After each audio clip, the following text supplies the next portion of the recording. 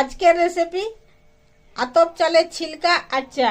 আমার ছেলের ব্রেকফাস্টে নতুন আতপ চালের ছিলকা আর চা পছন্দের রেসিপি। চালগুড়ি পাতলা ছিলকা বোনার জন্য এই যে চাল পিষে নিয়েছি একটা বাটিয়ে, 2 ডাবু চাল গুঁড়ি আর পরিমাণ মতো নুন। আর কিচ্ছু নাই, একদম প্লেন সিম্পল ভাবে বানাবো। গরম জলটায় আঙুলটা ডুবাতে পারি, এমনি গরম জল দিয়ে গুলে নিব। গুলাটা এই যে এতটা পাতলা। তাওয়া গরম করে আগে তেল লাগাই, আর এই যে বেটারটা বসে যায় ওই জন্য আরেকবার এভাবে লাড়ে নিয়ে এক চাটু দিয়ে এইভাবে চারদিকে গুলে নিব। এই যে এরপরে ঢাকুন দিয়ে দেবো, 30 সেকেন্ড কুক করে নিব। 30 সেকেন্ড পর ঢাকুনটা খুলে নিয়ে এই ভাপটা যেতে দিব। প্রথমে এইভাবে সাইডগুলো এইভাবে ছাড়াই নিয়ে এই যে এরপরে পাল্টি করে দিচ্ছি। পাল্টি করে দিয়ে আবার একটু